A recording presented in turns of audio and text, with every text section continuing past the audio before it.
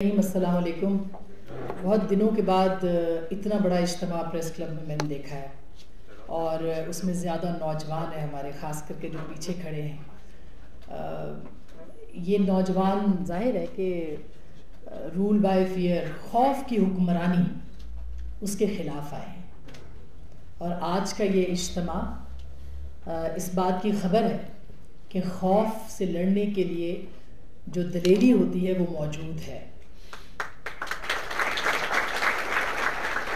تو بہت ساری باتیں ہیں اس دور کے بارے میں جو کہ بہت سے دوستوں نے کر بھی دی کہ ہائیبرڈ رجیم ہم اس کو کیوں کہتے ہیں. ہم اس کو سیدھا سادہ مارشل لاء کیوں نہیں کہتے، لیکن چونکہ مارشل لاء نہیں ہے، وردی کی حکومت نہیں ہے، اس لیے ہم کہتے ہیں کہ ہائیبرڈ رجیم خفیہ حکومت ہے. تو مجھے یاد آ گیا جارج آرویل کا جو ناول تھا بڑا مشہور 1984، جس میں ایک بڑے بھائی کا کردار ہے بگ بردر کا، اور وہ سب کو دیکھتا رہتا ہے، اس کی نظروں میں سب ہوتے ہیں. اس کا کردار بڑا دلچسپ ہے، وہ آپ آج بھی ریلیٹ کر سکتے ہیں. پاکستان کے ساتھ تو میرا خیال ہے 70 سالوں کے ساتھ جڑا ہوا ہے، اور آج بھی وہ کردار جو ہے زندہ ہے، موجود ہے پاکستان کے لیے، ہر لمحے ہر ایک کو دیکھنے کے لیے، اور ان سب کو دیکھنے کے لیے خاص کر کے جو جمہوریت کی بات کرتے ہیں، جو آئین کی سربلندی کی بات کرتے ہیں، جو رول آف لاء کی بات کرتے ہیں، جو پارلیمانی جمہوریت کی بات کرتے ہیں. پارلیمانی جمہوریت یہ وہ واحد چیز ہے جس کے لیے ہمارے ملک کے اندر سب سے زیادہ جدوجہد ہوئی ہے، اور آج بھی ہے اور ہوتی رہے گی. یہ وہی چیز ہے جس کے لیے فاطمہ جناح کو غدار قرار دیا گیا تھا، اور یہ وہی چیز ہے جس کے لیے اس کے بعد کے سارے جو رہنما تھے، بھٹو صاحب کو پھانسی پہ چڑھایا گیا، بی بی کو قتل کیا گیا، نواز شریف کو جلا وطن کیا گیا، جو جہاں پہ تھا اس کو اس چیز کی قربانی دینی پڑی کہ وہ اس رول آف لاء یا پارلیمانی جمہوریت جس کا خواب قائد اعظم محمد علی جناح نے دیکھا تھا،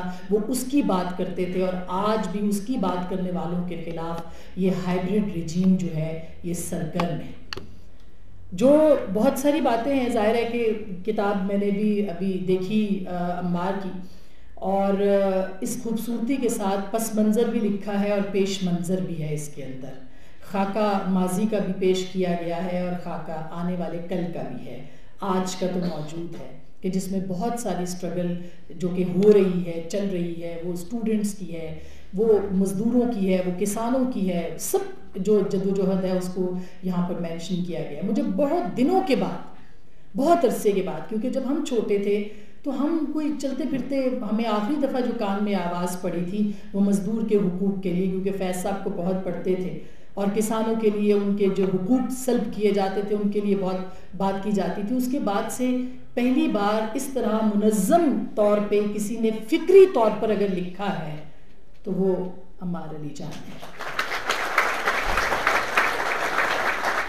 جس کے ڈھوروں کو ظالم ہنکا لے گئے، جس کی بیٹی کو ڈاکو اٹھا لے گئے، ہاتھ بھر کھیت سے ایک انگشت پٹوار نے کاٹ لی ہے، دوسری مالیے کے بہانے سرکار نے کاٹ لی ہے، جس کی پگ زور والوں کے پاؤں تلے دھجیاں ہو گئی. یہ وہ نوحہ ہے جو کہ فیض احمد فیض نے لکھا تھا اور جو آج کی اس کتاب کے اندر تحریر ہے. اور وہ آزادی اظہار جس کی بات آپ اور میں کرتے ہیں، اگر ہم نے آج اپنی بات کہنی ہے، اور ہمیں کہنی ہے، اس لیے کہنی ہے کہ ہم چپ رہ کے بھی مر جائیں گے، ہمیں خاموشی مار دے گی.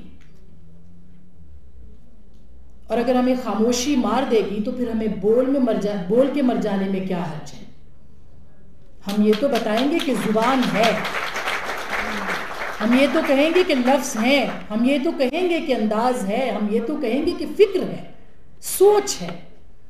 اسی فکر سے تو سب جھگڑا ہے، اسی سوچ کے ساتھ تو سب تکلیف ہے، پریشانی ہے کہ یہ سوچتے کیوں ہیں، یہ بولتے کیوں ہیں، یہ اظہار کیوں کرتے ہیں، یہ بات کیوں کرتے ہیں، یہ اپنی بات کیوں کہتے ہیں. یہ کیوں کہتے ہیں کہ ایک معاہدہ جو ریاست نے عوام کے ساتھ کیا ہے اس میں عوام کی بات ہے، خواص کی بات نہیں ہے. یہ کیوں کہتے ہیں؟ یہ کیوں کہتے ہیں کہ وہ ریاست نے جو معاہدہ عوام کے ساتھ کیا تھا اس کے اندر عوام، پسے ہوئے عوام کی بات ہے کہ ان کو روٹی ملے، کپڑا ملے، مکان ملے، تعلیم ملے، صاف ستھرا پانی ملے، اس کو رہنے کا حق ملے. اس کو جینے کا حق ملے. یہ کیوں کہتے ہیں؟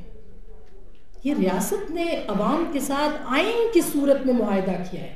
یہ جو 15 دن سے باہر بیٹھے بچے ہیں ان کو کیا پرابلم ہے؟ یہ بہت سارے لوگ تو افورڈ کر سکتے ہیں, یہ خود ہی چلے جائیں گے باہر پڑھنے کے لیے, پی ایچ ڈی کرنے کے لیے. کیوں سوال کر رہے ہیں کہ ریاست نے ہمیں پیسہ دیا تھا کہ ہم جا کے تعلیم حاصل کریں, ہمارے ٹیکسوں کا پیسہ نکال کے بچوں کے لیے رکھا تھا جو کہ غصب ہو گیا ہے, جو نکال لیا گیا ہے. یہ کیوں احتجاج نہ کریں؟ احتجاج ہمارا حق ہے, بولنا ہمارا حق ہے, کہنا ہمارا حق ہے, اپنی مرضی کی زندگی گزارنا ہمارا حق ہے. اور جب اس حق پہ ڈاکہ پڑتا ہے اور ہم بولتے ہیں تو ہم غدار ہوتے ہیں. یہ فیصلہ آپ نے کرنا ہے, یہ فیصلہ مجھے کرنا ہے. یہ فیصلہ مجھے کرنا ہے کہ مجھے اپنے بچے کو اچھی تعلیم دینی ہے, اچھی زندگی دینی ہے, اچھی سوچ دینی ہے, اچھی خوراک دینی ہے, جینے کا حق دینا ہے, ایک ایسا وطن دینا ہے, ایک ایسی سرزمین دینی ہے جہاں پہ وہ سر اٹھا کے جیے, وہ سر اٹھا کے جیے, اس کے اوپر الزام نہ ہو, اس کے اوپر بہتان نہ ہو, اس کے اوپر قدغنے نہ ہو, اس کے ہاتھ نہ باندھے جائیں, اس کی زبان نہ سی جائے, اس کے لفظوں کو کنٹرول نہ کیا جائے, اس کے دماغوں کو کھوپے چڑھا کے چھوٹا نہ کر دیا جائے. یہ حق ہمیں اپنے بچوں کے لیے لڑنا ہے, جینا ہے. اور یہ جو چند سر پھرے جب بولتے ہیں, یہ چند سر پھرے بھی چپتے ہیں کیونکہ آپ نے خوف کی فضا پیدا کر دی ہے, آپ نے خوف کا راج دے دیا ہے. جو بولے گا اس کو گالی دیں گے, جو بولے گا اس کو گولی دیں گے. گالی اور گولی کے راج میں سچ زندہ ہے, اس لیے کہ سچ پابستہ حالات نہیں ہوتا. سچ اپنا رستہ خود بناتا ہے, سچ تاریخ بناتا ہے. کم از کم عمار علی جان اور اس کے والد سرخرو ہوئے. عمار علی جان سرخرو ہوگا کہ جب یہ سب کچھ ہو رہا تھا, جب حقوق غصب ہو رہے تھے, جب عوام کے زبانوں پر تالے لگائے جا رہے تھے, جب ان سے جینے کا حق لیا جا رہا تھا, اس وقت یہ تاریخ کے سیدھے ہاتھ پہ کھڑا تھا. تاریخ کے سیدھے ہاتھ پہ کھڑا ہونا ضروری ہے. بہت کچھ ہوگا ابھی آنے والے دنوں میں, اور بھی بہت کچھ ہو سکتا ہے, اور بھی مسئلے ہوں گے, بہت مسائل ہوں گے, بہت سی پرابلمز, پریشانیاں ہوں گی. لیکن میرا خیال ہے کہ جو سب سے زیادہ اہم بات ہے, جو کہ اس میں آزادی اظہار کا بھی ہے, اس میں لکھا ہے کہ غدار کون تھا, کیسے تھا, کیوں تھا, یہ کیسے غدار ہوئے, ہم کیسے غدار ہوئے, یہ سب کیسے غدار ہیں. یہاں تو غداروں کی تعداد اب اتنی بڑھتی چلی جا رہی ہے کہ محب وطن ڈھونڈنے پڑیں گے.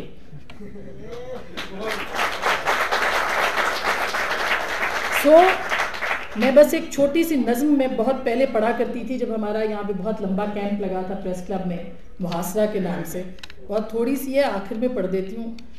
ضرور پڑھنا چاہتی ہوں کہ پرانا ماضی ہمیں سب یاد آ گیا اور لگتا ہے مستقبل اسی سے جڑا ہوا ہے. میرا قلم نہیں تسبیح اس مبلغ کی جو بندگی کا بھی ہر دم حساب رکھتا ہے. میرا قلم نہیں میزان ایسے عادل کی جو اپنے چہرے پہ دوہرا نقاب رکھتا ہے. میرا قلم تو امانت ہے میرے لوگوں کی, میرا قلم تو عدالت میرے ضمیر کی ہے. اسی لیے تو جو لکھا تپا کے جان سے لکھا, جبھی تو لوچ ماں کا زبان تیر کی ہے.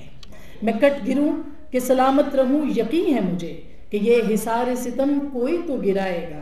تمام عمر کی ایذا نصیبوں کی قسم, میرے قلم کا سفر رائے گا نہ جائے گا.